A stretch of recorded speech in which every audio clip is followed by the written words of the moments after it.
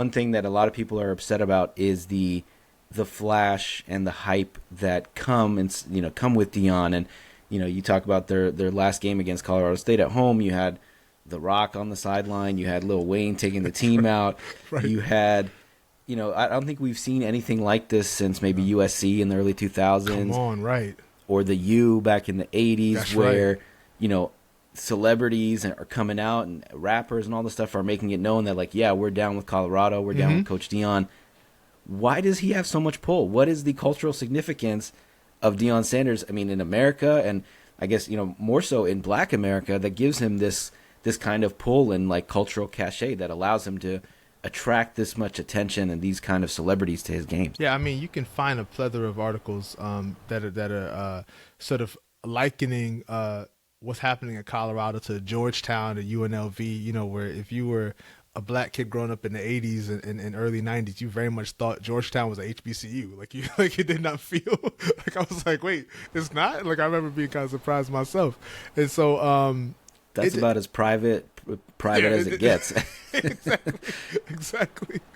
But it just something about Dion's charisma, and I just think he lives his life so freely and unapologetically himself. There's so much about the black experience. It's funny. I was just saying this in my family. As a quick story, my oldest son plays the trumpet, and so I always listen to jazz in the evening. So he just took out his trumpet and started playing along, and I was like, man, you're getting better. Like this is really good.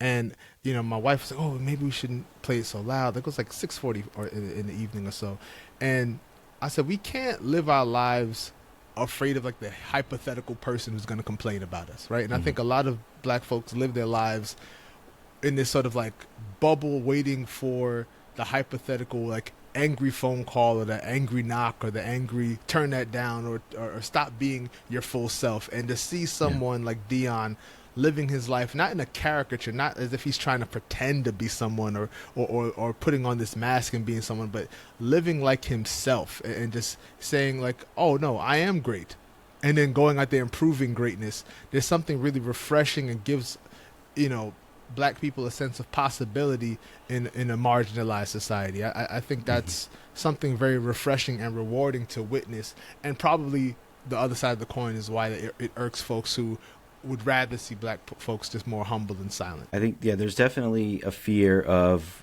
respectability politics and letting Yeah. them define their actions. And I think for a lot of course, black head coaches or black head coaches, I think there is that respectability politics where they feel like they do have to act a certain way because, if I don't perform a certain way, if I don't act a certain way, if I don't carry myself a certain way, I may not get another job.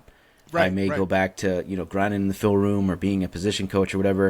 And I That's think right. what's unique to Dion is that he is so successful outside of Colorado and Come on. coaching that he doesn't have that pressure because No. he can do whatever he wants. And, if he doesn't want to coach anymore or if Colorado goes 0-12 or whatever, Right. he can just go to the booth. Yeah. He can get, multi-million-dollar contract to do that, or he can, whatever it is. We see him in all kinds of commercials. He's in Hmm. Aflac and Subway and whatever else. So Right, right, right. he's not worried. And he's No. like, I can be myself. I could be my whole authentic self. So I think that's the question that comes up with a lot of people is what he's doing repeatable? Is it possible, NIL and transfer portal and all that aside, is the personality, the cult of Dion and what he's doing to this program, can anybody else do this at any other program in the country? The answer is yes and no, right? So, no in the sense of you cannot fake the funk, right? So if you're Hmm. not really about that life, you can't all of a sudden start trying to like act like Dion and have like the great shades on and the giant cross. Like that's not if that's not your energy, everyone's gonna see through it.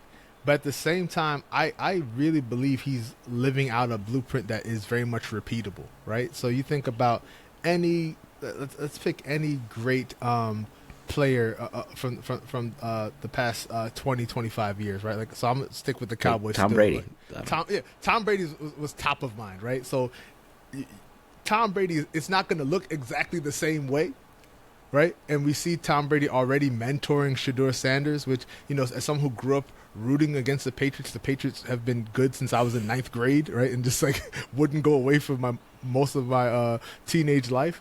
I feel like someone like Tom Brady could go to a program that isn't that respectable, right? Like, throw a dart at the map and pick a school, and by virtue of it being, I don't know, the greatest quarterback ever, it's going to turn things around in a way that if he truly believes in those kids, it's going to be transformative, not only for those kids, his situation, but also for that institution, and it can help build a culture. I think, and this, I say this firmly believing that far more retired athletes should really consider education. Like, a lot of retired athletes should consider more than just going into the pros. Because I like the fact that Deion said he wouldn't want to coach in the NFL because if someone has all that money and is not going to try, he'd just be too frustrated. But I think that retired athletes particularly have a responsibility, I'll go that far, to go into education and transform lives. Like, I've seen the ways in which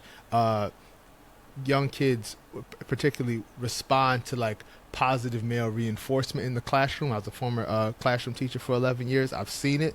But to add the extra layer of if I were a pro athlete, the way that it would go, like I tell you this quick story of my first teaching job. I had just gone to the NBA draft in 2009, and I was able to get a picture holding a Knicks jersey, and I framed it. It looks like I got drafted by the Knicks, and the ways in which my students were so excited when they thought that their 6'3" teacher was a former professional athlete. Right, I told them the truth because a lie can only live so long, right? But it was something beautiful to see the ways in which they were just like, oh man, this is awesome. And I think about what it would look like if across the pros you had folks who said, you know what, I'm not only going to get my bachelor's, but I'm going to get my master's and learn how to teach. Or I'm going to go ahead and do what I need to do so I can become a full-time coach in whatever sport it is. The transformative aspect, not about just getting folks NIL deals and getting them into the pros, but for the whole life mentorship thing, I think could be really amazing. So I hope more athletes take this Deion route. I hope that we have a blueprint and not just a phenomenon. Yeah, for sure. I mean, and we interviewed former NBA player Tark Abdul-Wahad recently, and he talked about his post-retirement experience and, coaching girls basketball. He was coaching boys basketball at a local high school in the Bay Area. And he had, moms and parents reaching out to him and asking him to start like an AAU program for their girls, and and he was able to be a transformative figure in their lives and helping these girls go from, amateur basketball players to playing high school at a high level or college at a high level. And there's a certain like credibility that comes with having that resume, whether you're, a 10-time All-Star, All-Pro, Hall of Famer, the GOAT, whatever, or if you just happen to play in the NBA for a few years, you have that credibility, that instant cachet that comes with that. And, kids will perk up. Kids will listen to you a little more than, the average Joe that's off the street. So I definitely think that's something that I think Deion is maybe making more accessible or more realistic for folks. I don't know if Tom Brady's the one that's going to be doing it, but right. I can't see a lot of, other high-level former athletes going that route and seeking to transform the lives of young people at both the college and high school levels.